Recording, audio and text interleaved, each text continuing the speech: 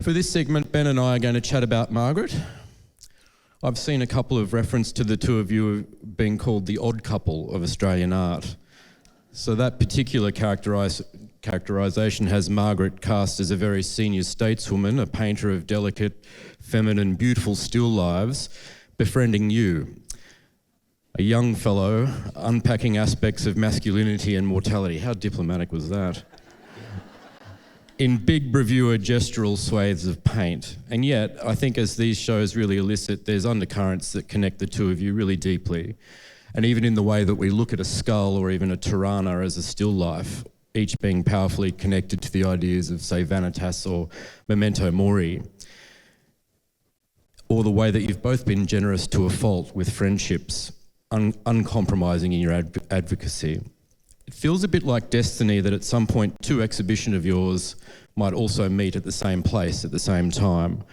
Can I first ask you how you feel about being shown alongside Margaret? Well, she would be very proud.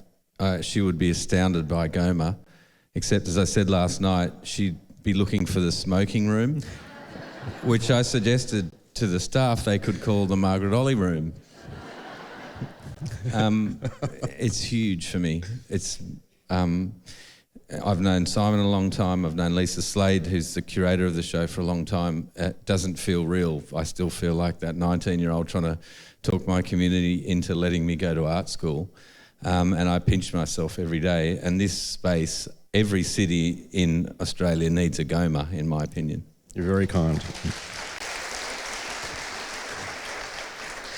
So you've spent a bit of time in the Olley show this morning with Dr. Slade, and I wonder what new insights or revelations you got from that show that perhaps further illuminate your memory of her.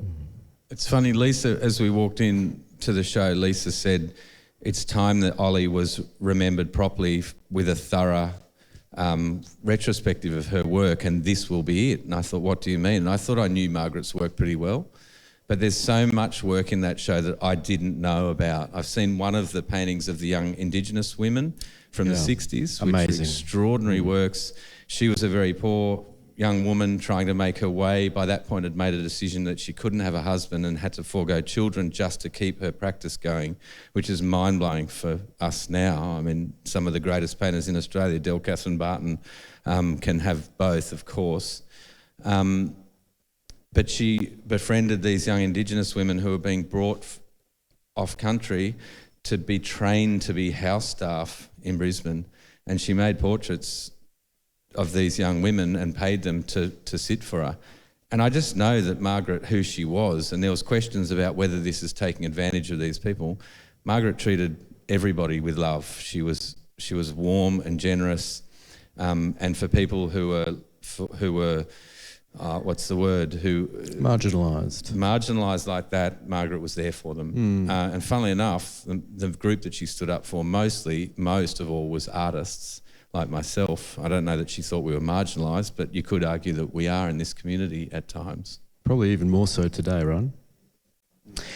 That was a particularly revelatory moment. In fact, I think the opening segments of her show, where you get to see those shabby boarding houses and the pubs, Breakfast Creek and Russell Street, those sort of architectural beginnings, but then the revelatory burst of those women. They were named, they were nude, they were black. Margaret's a woman painting in 1962 in Australia. Do you think she was a little bit more of maybe a critical citizen than she might even allow us to think? Yeah, I think that's a really, really interesting point. Her friend Jean Billette, who I think is one of the most has lacked the recognition I think she deserves, basically has been forgotten because her husband was Paul Hayfliger and was the writer for the Herald at that time. And Margaret's very aware told me that she was aware that those figures through modernist painting in Australia had been forgotten simply because they had a husband. And around that time, it was towards the end of her life that I started to feel freer to ask and feel the urgency of thinking I need to ask Margaret questions about her life, to learn for myself. And at one point I said, what did you think when the feminist movement came through Australia? And she said, oh, darling, I don't know why they hadn't thought of it years before. She was ahead of her time. Ben, the story of your friendship really begins in 2002 when Olley judged you the winner of the Brett Whiteley Travelling Scholarship. And in fact, one of the Tirana paintings in this show was in that prize and would have caught her eye. It's also worth mentioning that in the 10 works that you submit for that show, there was some really gritty stuff. You'd come out of a media sphere, working with news media, and in fact, in sort of a almost Basquiat-like rawness, we're doing some paintings of news media stories. Even a suicide bomber was in that group. You'd had a few cracks at that prize, so did Margaret talk to you about what she saw in those works and why she gave you that prize? No, it was the fourth time that I'd entered the prize and the fourth time that I'd been hung as a finalist. And at that point, I was just entering those prizes to try and get money, really. I had no money. I was surviving on my wife, who was supporting us and bought our first house together and took care of that side of our lives together. And I put together these works that had come directly from my experience of working in a newsroom in Sydney at Channel 7. And it was right at the beginning of young men blowing themselves up in Gaza. But they hadn't perfected the horrible technique. And quite often the detonator would go off, but the belt would not. And so they would disembowel themselves. And then the community would move back and they would bring in a robot. And I watched, awestruck, as this robot crept across a clear space. Everyone had fled. The young man was writhing on the ground, and the robot, I thought, was going to take the bomb off him, and the robot's arm started slamming down on the body to try and detonate the rest of the bomb. And it wasn't ever aired because it was too gruesome to show, and that painting became part of the Whiteley Scholarship. So when I found out that Margaret Olley was the judge, I thought, that's it. I'll need to enter it a fifth time because there's no way Margaret Olley is going to give these paintings first, and how wrong I was. On the night that I won the award, that's the first time I met Margaret, and she said, as soon as I met her, are you one of us or one of them? I still have no idea what she was talking about. Because then she said she started lighting up a cigarette. Do you smoke? And I said, oh shit, this is a loaded question. No. And she said, good. And that was the beginning of a beautiful thing. You do speak very fondly of her and of the time you've spent with her, and there's obviously a lot of those really funny stories, the great lines that are etched in your memory. She had a really dry, kind of acerbic wit. And I've heard you say on occasion, out of deference, oh, Margaret wouldn't approve me of doing that. She wouldn't like that. Are there any particular jabs or lines that you enjoy recalling that really put you in your place? So Margaret, one of the things she did for all the artists, and Cress Campbell's work is right at the end of the show. Cress was another artist that I met through Margaret. We were all these younger artists that she was looking after, and her way of looking after us, the biggest thing she did was buying works and donating them straight into public collections, to regional galleries, to state museums. And I had a studio visit with Margaret into my studio in Sydney with the head curator of Australian art at the Acclaimed New South Wales. And I'm honest in saying that I felt that this is very much a backdoor into that collection. And I sensed that he felt very bullied that I had to be in that collection because Margaret was saying, do it, or I won't give you the $1 million for the Cézanne or whatever it was. True story. And she walked in with the curator, and I turned some paintings against the wall because I'm scared of her opinion about unfinished works. And she said, turn those around. And I said, turn them around. She said, what are they? And I said, they're just experiments. And she said, well, stop experimenting. And then she bought 5 of the works from that body of work and donated them to New England, to Newcastle Regional Gallery, to the Art Gallery of New South Wales, and 2 others. She just kept doing it, buying works and donating them all over the place. And that's the back door into a public collection. Genius. Speaking of the Art Gallery of New South Wales, you tell a great story about an important function you attended there as a young artist, where she put a few other people in their place. What happened? Well, I was invited to a lunch there, and Margaret liked to put her young artists forwards, and I was sat next to the Premier of New South Wales and the Director of the Art Gallery of New South Wales, and across the table, the Director of Newcastle Regional Gallery, Nick Mitrovic, and we became very good friends around that time. Nick was another one of the people that we met under Margaret's wings. And I was totally out of my depth, feeling very awkward. I didn't know these people. And at the end of lunch, I dutifully stood up and started to clear the table, and she said, "Sit down, Ben. Edmund Capon, clear the table." And I thought, we're going to be friends forever. It was a bit, and at that point, Nick and I started, Edmund and the Premier and Margaret were deep in conversation, and I said at the end of dinner to Nick, "I've got to clear the table. I'm going to help. I'm going to do something." And Margaret said, "Go into the kitchen, and in the fridge there's a citron tart." And I opened the fridge, and the citron tart was covered in a dusting of mould. And I went back to Margaret and whispered in her ear, "Margaret, there's mould on the citron tart." And she said, "Put it in the microwave for 20 seconds. and I won't have a piece, Ben." So I sat down, I brought the food back out, put the plates down thinking, fuck, I'm about to kill some important people. And then Nick was eating it, and I warned him, "Don't eat the citron tart." He scraped the citron off and was eating the bottom piece. And then I noticed him start choking. Margaret had very long hair, very long, and I was with her a lot of times where she'd brush this huge hair that would then go into crazy bun and hats. And Nick had swallowed one of Margaret's hairs, and he was choking on it. I've never seen anything like it. And to this day, I wish he had swallowed it, because he could say that the director of the National Gallery of Australia ate a piece of Margaret Olley.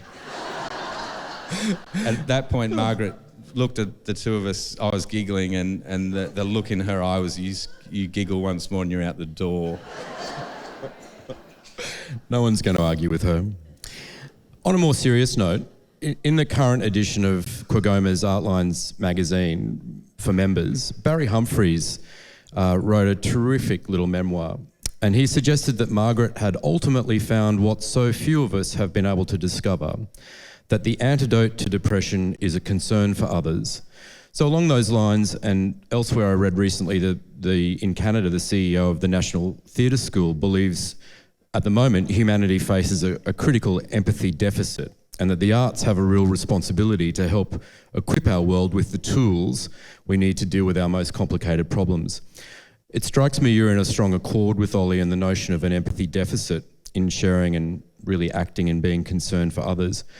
Can I ask what you believe your role as an artist is to play, and how you assess your own impact and incremental movement towards that goal? There's no doubt that Margaret thought all artists were, all the rest of us sadly are second-class citizens, and artists were right up there. And that was what she spent a lot of her life pushing for. I mean, that conversation with Edmund and the Premier, she was berating the Premier about lack of funding for art schools. And Margaret would be appalled at what's happened to art school education since her passing.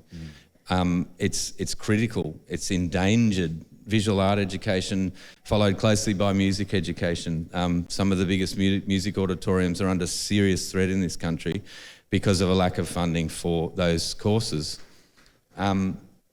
Margaret was also, mind you, telling me no more causes, and you need to make more beautiful paintings, not negative paintings. But I think that's because Margaret suffered with very chronic depression in a cycle through her life. And I'm lucky enough not to have to deal with that burden, and I can afford to then go to very dark places. It inspires my work, and for me, my role is, I don't even really know. I can't believe I'm sitting up here, to be quite honest with you. I just respond to the world. I have strong opinions of things, and both my brothers are exactly the same. I'm probably the most public of the three of us, but we are three boys who are brought up to feel the world. There's no doubt about that. And really never directly told, but brought up to stand up for things. And then my art is the vehicle through which I do it. I should use the art more and my voice less, though, I think. And I'm practicing that after today. We're going to hold you to that. For people who do embed themselves in causes in those ways, and in the way that, say, Olley would be an advocate for causes that were not directly related to a practice, but as you say, for the role of an artist in society, you don't suffer from the same affliction that she had and that many artists do. But how do you depressurise and look after yourself so that you can be upbeat, remain hopeful and optimistic?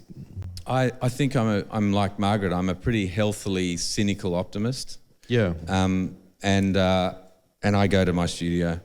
If things are bad, I go to my studio. If things are great, I still go to my studio.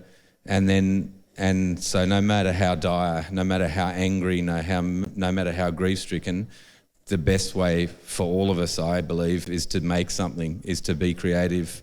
And that way, they call it getting in the zone. Yeah. Sports people talk about it. Creating, for any of you who do, you know what it is. When things are going well, you're in the zone, and it's a very healthy way, particularly for me, to get rid of anger. And I've been talking about moving away from making these paintings that are so much about anxiety, and I will. But while there are things... Well, I can't see them going away. I just made a painting of Fraser Anning. I could spend my life making that painting. Was that beautiful? No. No, but I went to the studio mortified at the end of that piece of parliamentary history, mortified, and I felt disempowered and voiceless. Now, the quickest way for us in the 21st century to respond to that is to get on Twitter and bang out anger, and social media is just a forum for fury, and it's broken because of it. Whereas I go to the studio and I will use my fury, but it becomes over 24 hours. I mean, the old saying that if you write a letter, sit on it for a night and send it tomorrow. Well, no one does that with social media.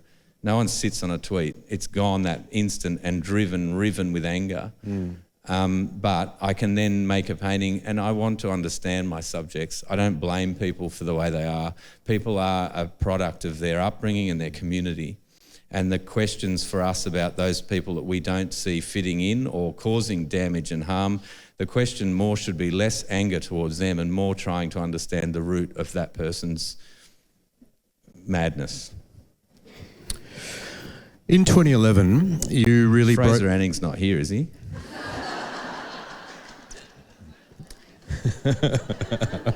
There was plenty of opportunity for him to respond, but no, he's not. In 2011, you really broke out with national profile by winning the Archibald Prize, and obviously your sitter was Margaret. That wonderful picture is in the show in 1.1 here. I remember the news press at the time and seeing images of you and Margaret, and it was like she was a really proud second mum, and you know you were draped over her, she was giving you a cuddle. Can you tell us the story of how you came to choose her as a subject? Yeah, well, my wife Kylie, who on the night we won, Kylie made bought these beautiful cornflower things that you put on your wrist, those very traditional things, and Margaret welled up with tears when Kylie gave her those things. But Kylie had been saying for 4 years, get over the Archibald. It sends artists mad. It really does. People have been entering it for 20 years. It's an intense, insane experience for an artist if you get in, and it is just as intense when you don't get in. The year after I won it, I entered it and I wasn't hung, you know, and I was going, they're out to get me, and I just won it, you know, it's ridiculous. And Kylie said, stop the stress of this, you're an artist, you have a big practice, this is one painting in a year, make a painting of Margaret Olley and you won't have to do it ever again. And it's probably the perverse part of my young masculinity at that point. I wasn't going to win it on anyone's terms but my own. And my work was all about young men. So Margaret was not the fitting subject at that point, but it became such a homage to a friend. And Margaret died 6 months after I won the Archibald. Yeah. And she said no, and all good subjects, all the people I'm interested in, when you ask them, can I make a painting of you, they all say no. They're all the good people. I mean, Fraser Anning didn't say no. I didn't But you didn't ask him. But Margaret said, no one wants to see me. And I was like, really? I went home and said, Kylie, I told you. She said no. And Kylie said, you go back and you talk her through it. And I did go back. And it was a painting that happened very quickly. between you and me, it took an hour and 15 minutes to make from beginning to end. Fabulous. It doesn't always work like that. And I entered the painting. I showed Margaret first, and she moved her glass and said, and big tears came in her eyes, and she said, "There's the old bag." And then it won, and it was a huge moment for her and for me. There's no doubt. And as a friend, she was my friend, and you forget the public love. You forget what that person means to everyone, not just me. And when we won.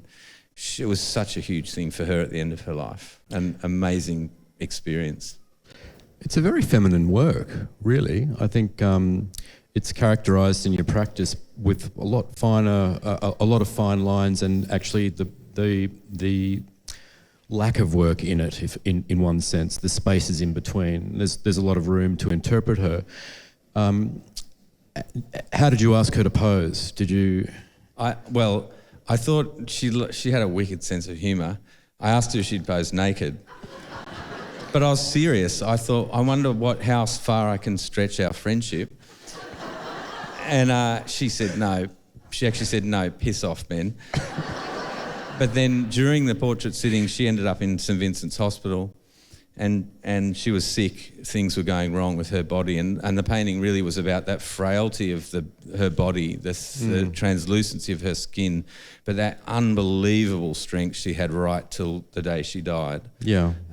It never wavered.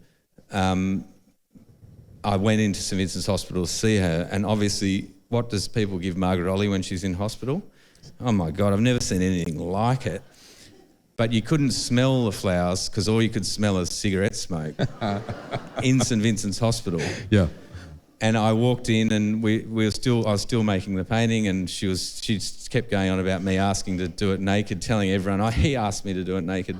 And a doctor came in, a young doctor, who it turns out was also under her wing. And I said, "Oh, look, I'll leave," because she had abdominal work being done. I'll leave, and I don't want to upset, she needs her privacy to the doctor. And she lifted up all of her night skirt and said, "You've seen it all before." I said, "No, I haven't."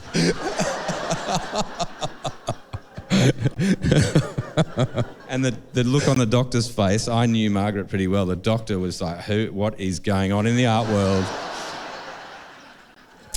So portraits, as you've previously said, and as a number of artists would agree, are a special challenge, given that you're not only faced with an expectation to recreate a physical likeness, but to try and infer for audiences something of a character or the inner being.